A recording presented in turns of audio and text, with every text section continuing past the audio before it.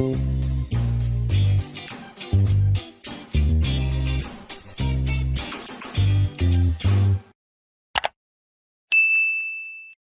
நான் Shabdina. Welcome back to Shabdina's kitchen. இன்னைக்கு நம்ம கிச்சனில் பார்க்க போகிற ரெசிபி என்ன கேட்டிங்கன்னா உளுந்த கஞ்சி.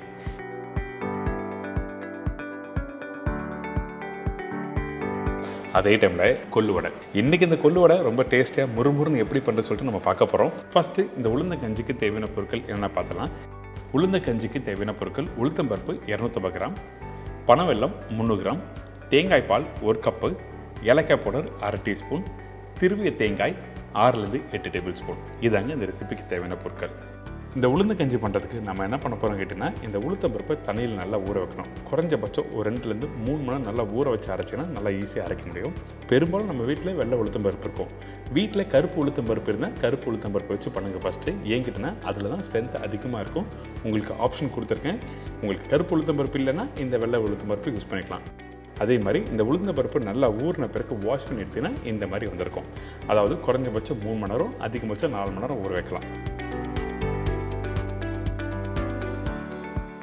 இப்போ ஊற வச்சு இந்த உளுத்தம் பருப்பை அரைக்க போகிறோம். நல்லா வாஷ் பண்ணிவிட்டு அதுக்கப்புறம் இந்த மிக்ஸி ஜாரில் போட்டிருக்கேன். அதே டைமில் தண்ணி ஊற்றி நல்லா அரைக்க ஆரம்பிக்கிறோம்.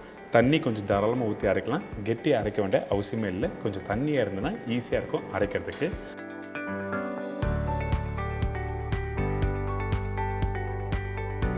அரைக்கிற பக்குவம் என்ன கேட்டிங்கன்னா, நல்ல மையாக அரைச்சிருக்கணும். முடிஞ்ச அளவுக்கு நல்லா ஃபைன் பேஸ்ட்டாக அரைச்சி எடுத்துருங்க.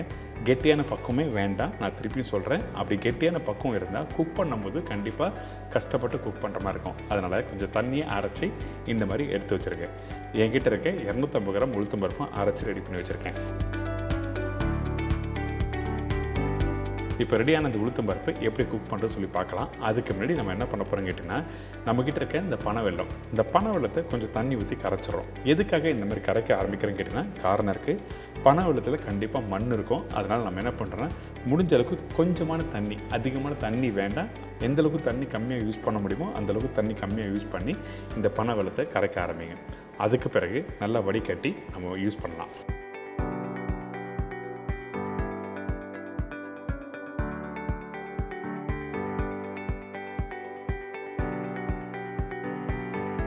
இந்த இடத்துல ரெகுலராக யூஸ் பண்ணுற வெல்லம் யூஸ் பண்ணாமல் கேட்டிங்கன்னா, அதோட இந்த பனவெல்லம் நார்மலாக சுகர் கண்ட்ரோல் பண்ணோம். அதனால் பனவெல்லத்தை யூஸ் பண்ணுறது நல்லது.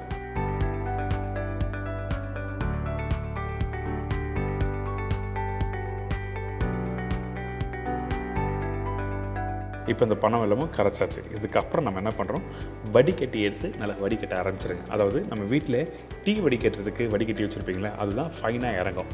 கொஞ்சம் பெரிய வடிகட்டியாக இருந்தாலும் மண் இறங்கிறதுக்கு வாய்ப்பு இருக்குது.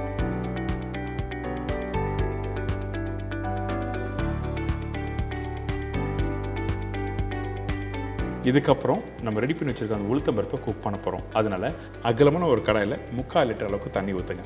இந்த தண்ணி ஊற்றின பிறகு கொஞ்சம் சூடாகும். பார்த்தீங்கன்னா அந்த டைமில் ஏற்கனவே அரைச்சி வச்சுருக்க உளுத்தம் பருப்பு இதில் போட்டு நல்லா மிக்ஸ் பண்ணுறோம். நீங்கள் உளுத்தம் பருப்பு இந்த தண்ணியில் ஊற்றும் போது ஒரு கையில் மிக்ஸ் பண்ணணும், ஒரு கையில் இந்த உளுத்தம் பருப்பு மாவு ஊற்றணும். ஊற்றி நல்லா மிக்ஸ் பண்ண ஆரம்பிச்சுன்னா உங்களுக்கு கொஞ்சம் டைல்யூட் ஆகும், அதாவது கொஞ்சம் லூஸ் ஆகும். அதுக்கு பிறகு நல்லா குக் பண்ண ஆரம்பிச்சிடலாம். எதுக்காக இந்த மாதிரி தண்ணி ஊற்றின பிறகு உளுத்தம் பருப்பு போடுறீங்கன்னா, சீக்கிரமாக வேகும். அதே டைமில் கொஞ்சம் கெட்டியாக இருந்தால் குக் பண்ணுறதுக்கு கொஞ்சம் கஷ்டப்பட்டு குக் பண்ணுற மாதிரி இருக்கும். அதனால தான் ஃபஸ்ட்டு தண்ணி ஊற்றிட்டு அதுக்கப்புறம் உளுத்தம் பருப்பு போட்டு குக் பண்ண ஆரம்பிக்கிறோம். இந்த உளுத்தம் பருப்பு நல்லா வெந்து வரதுக்கு எவ்வளோ நேரம் டைம் எடுக்க கேட்டிங்கன்னா, குறைஞ்சபட்சம் 15-20 நிமிஷம் டைம் எடுக்கும்.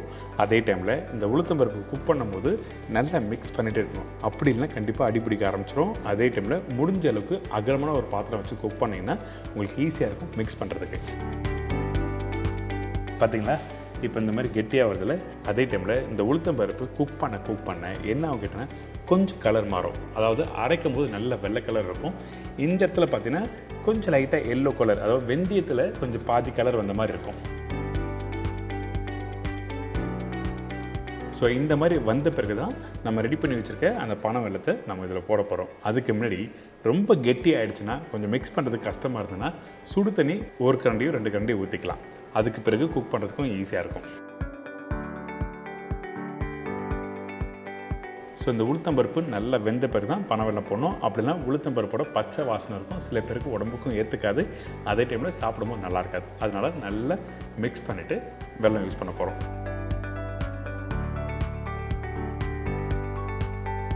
இப்போ ரெடி ஆகிடுச்சு. பார்த்திங்கன்னா இந்த மாதிரி கெட்டியான டெக்ஸ்டர் வந்த பிறகு ரெடி பண்ணி வச்சுருக்க அந்த பனை வெல்லத்தோட சிறப்பை இதில் ஊற்ற ஆரம்பிக்கிறோம். அதாவது பனை வெல்லத்தை வடிகட்டி வச்சுருக்கோம் பார்த்திங்களா, அந்த பனை வெல்ல சிறப்பை இதில் போட்டிருக்கோம். போட்ட பிறகு ஒரு 2லேருந்து 3 நிமிஷம் நல்லா குக் பண்ணுங்கள் ஹை ஃப்ளேமில்.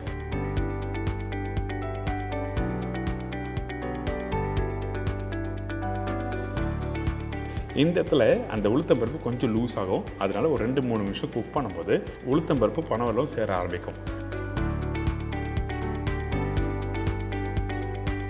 திருவி வச்சுருக்க தேங்காய் போடுறோம். 6லேருந்து 7 டேபிள் ஸ்பூன் சொன்ன பார்த்தீங்கன்னா அதில் ஒரு 2 டேபிள் ஸ்பூன் எக்ஸ்ட்ரா பண்ணுவோம், தவறு எதுவுமே இல்லை.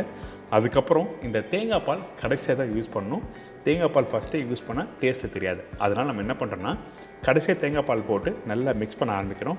அதுக்கு பிறகு ஒரு நிமிஷம் நீங்கள் குக் பண்ணி எடுத்தீங்கன்னா ஒரு அருமையான உளுந்த கஞ்சி ரெடி. கண்டிப்பாக இந்த மாதிரி ரெசிபி நம்ம வீட்டில் இருக்க குழந்தைங்களுக்கு கொடுங்க. மார்னிங் பிரேக்ஃபாஸ்ட்டில் நீங்கள் ஒரு நாள் இந்த உளுந்த கஞ்சி ட்ரை பண்ணி பாருங்கள். அந்தளவுக்கு ஒரு ஹெல்த்தியான ரெசிபி கொடுத்துருக்கேன். வாசனைக்காக கடைசியாக ஏலக்காய் பவுடர் போட்டிருக்கோம், அவ்வளோதான்.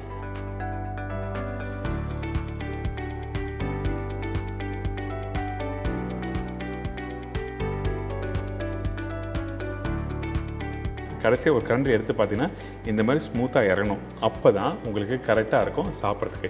ரொம்ப கெட்டியாக இருந்தாலும் சாப்பிட பிடிக்காது, கொஞ்சம் ரொம்ப தண்ணியாக இருந்தாலும் நல்லாயிருக்கு. இந்த மாதிரி கரெக்டான டெக்ஸ்டில் குக் பண்ணி வீட்டில் இருக்க குழந்தைங்கலேருந்து பெரியவங்களுக்கு கொடுங்க, எல்லோரும் விரும்பி சாப்பிடுவாங்க.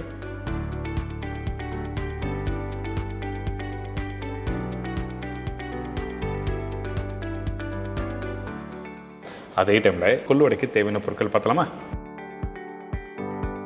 கொள்ளு வடைக்கு தேவையான பொருட்கள்: கொள்ளு 1/4 கிலோ, கடலைப்பருப்பு 3 டேபிள் ஸ்பூன், காய்ந்த மிளகாய் 5லேருந்து 6 நம்பர், சோம்பு 1 டேபிள் ஸ்பூன், பச்சை மிளகாய் 3 நம்பர், இடிச்ச பூண்டு 15லேருந்து 20 பல்லு, பொடிசா நறுக்கிய இஞ்சி 1 டேபிள் ஸ்பூன், பெரிய சைஸ் வெங்காயம் 2 நம்பர், பெருங்காயம் 1/2 டீஸ்பூன், கருவேப்பிலை சிறிதளவு, கொத்தமல்லி தேவையான அளவு, உப்பு தேவையான அளவு, எண்ணெய் ஃப்ரை பண்ணுறதுக்கு தேவையான அளவு. இதாங்க இந்த ரெசிபிக்கு தேவையான பொருட்கள். இந்த கொள்ளு வடை ரெடி பண்ணுறதுக்கு நம்ம என்ன பண்ணுறோம், கொள்ளு தண்ணியில் ஊற வச்சிருக்கோம். இந்த கொள்ளு எவ்வளோ நேரம் ஊற வச்சா நல்லது கேட்டிங்கன்னா, குறைஞ்சபட்சம் ஒரு 5லேருந்து 6 மணி நல்லா ஊறணும். அப்போ தான் அரைக்கிறதுக்கு ஈஸியாக இருக்கும். உங்களுக்கு அந்த கொள்ளு மட்டுமே நீங்கள் அரைச்சி நீங்கள் போடும்போது அந்த டேஸ்ட் அந்த அளவுக்கு உங்களுக்கு சில பேர் பிடிக்காது. அதனால் கொஞ்சம் கடலைப்பருப்பு யூஸ் பண்ணுறேன், அதிகமான கடலைப்பருப்பு வேண்டாம், சரிங்களா? இப்போது இந்த கொள்ளும் கடலைப்பருப்பும் நல்லா வடிகட்டி முடித்த பிறகு இந்த மிக்ஸி ஜாரில் போட்டிருக்கேன். காஞ்ச மிளகா ஒரு 4லேருந்து 5 காஞ்ச மிளகா நீங்கள் போடலாம். இதுக்கப்புறம் கொஞ்சம் சோம்பு போடுறோம். போட்ட பிறகு அரைக்க போகிறோம். அரைக்கும் போது கொஞ்சம் கூட தண்ணி யூஸ் பண்ணக்கூடாது. அதே டைமில் அரைக்கிற பக்கம் என்ன கேட்டிங்கன்னா, குறைன்னு அரைச்சிருக்கணும். தண்ணி போடாமல் அரைச்சா தான் கரெக்டாக வரும். தண்ணி போட்டு அரைச்சினா கண்டிப்பாக கொள்ளு கொஞ்சம் அரைக்கும் போது லூஸ் ஆகிடுச்சுன்னா நல்லா இருக்காது, தட்டி போட முடியாது. அதனால நம்ம என்ன பண்ணுறோம், இந்த மாதிரி கெட்டியான பக்குவத்தில் அரைச்சி எடுத்துடுறோம். இப்போ பார்த்தீங்களா, அந்த கொள்ளும் கடலைப்பருப்பும் நல்லா அரைச்சிருக்கும். அதே டைமில் கெட்டியான பக்கத்தில் இருக்குது. இந்த மாதிரி வந்த பிறகு உருட்டி பாருங்கள். உருட்டி பார்க்கும்போது கையில் ப்ரெஸ் பண்ணினா உடையாமல் வரணும், சேர்ந்து வரணும். அதனால தான் இந்த மாதிரி அரைக்கணும் சொல்கிறேன். இதுக்கப்புறம் நம்ம என்ன பண்ணுறோம், இடித்து வச்சுருக்க பூண்டு. நீங்கள் நார்மலாக மசாலா வடைக்கு என்ன பொருள் யூஸ் பண்ணுவீங்களோ அதே மாதிரி இந்த வடைக்கும் யூஸ் பண்ணலாம். இடித்து வச்சுருக்க பூண்டு போட்டிருக்கேன். இதுக்கப்புறம் இஞ்சி ரொம்ப முக்கியம் இந்த கொள்ளு வடையில். அதனால் முடிஞ்ச அளவுக்கு பொடிசாக கட் பண்ணி யூஸ் பண்ணுங்கள். அதே டைமில் கொஞ்சம் வேணால் ஒரு 1/2 டேபிள் ஸ்பூன் எக்ஸ்ட்ரா யூஸ் பண்ணலாம். அதுக்கப்புறம் பச்சை மிளகாய் காரத்துக்கு தேவையான அளவுக்கு யூஸ் பண்ணுறோம்.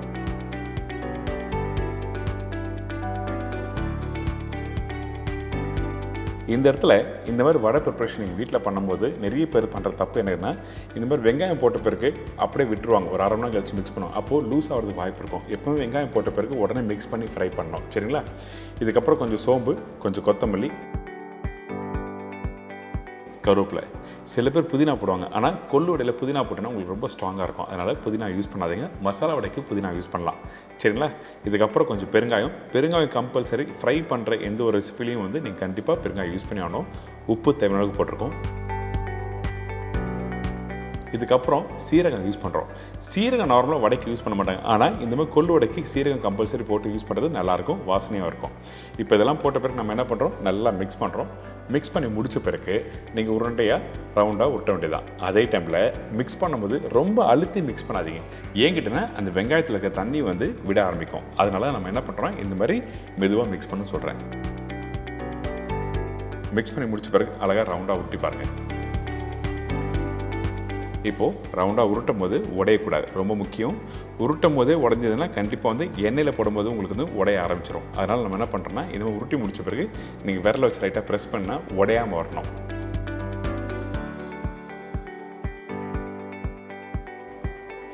அடுத்தது நம்ம என்ன பண்ணுறோன்னா வடையை தட்டி போட வேண்டியதான். இந்த வடையை தட்டி போடுறதும் ஒரு சின்ன விஷயம் இருக்குது. அது என்ன கேட்டிங்கன்னா, இந்த மாதிரி 4 விரலை வச்சு நீங்கள் தட்டி போடும்போது நல்லா முறுமுறுன்னு வரும். திருப்பி நீங்கள் வடையை தட்டி போடும்போது கொஞ்சம் லைட்டாக ஒட்டுற மாதிரி இருந்தால் தண்ணி யூஸ் பண்ணலாம்.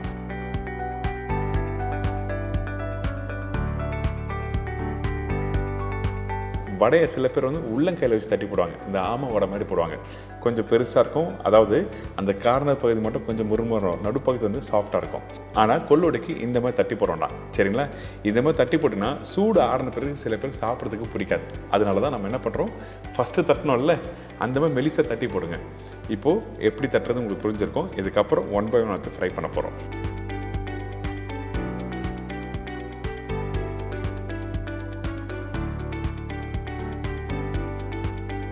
இந்த எண்ணெயில் ஃப்ரை பண்ணும்போது ரொம்ப முக்கியமான விஷயம் என்னென்னா, எண்ணெய் சூடு இல்லாமல் நீங்கள் ஃப்ரை பண்ணாலும் கண்டிப்பாக வந்து எண்ணெய் பிடிக்க ஆரம்பிச்சிடும்.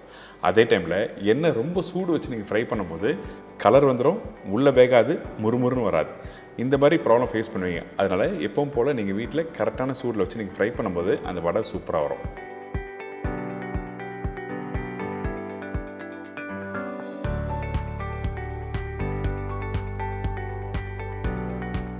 என்னடா வடை ஃப்ரை பண்ணுறதுக்கு இவ்வளோ விஷயம் சொல்கிறேன்னு நினைக்க வேண்டாம். எல்லாருக்கும் தெரியும். பட் இருந்தாலும் இந்த இடத்துல சொல்ல வேண்டிய கடமை என்னோடய கடமை. அதனால சொல்லியிருக்கேன்.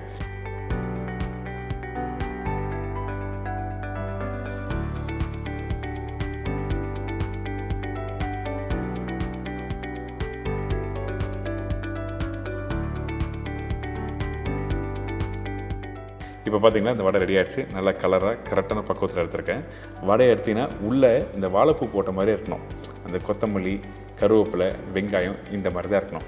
இதே மாதிரி நாளைக்கு இன்னொரு சூப்பர் ரெசிபி சந்திக்கிறேன். நன்றி, வணக்கம். See you, bye bye, take care.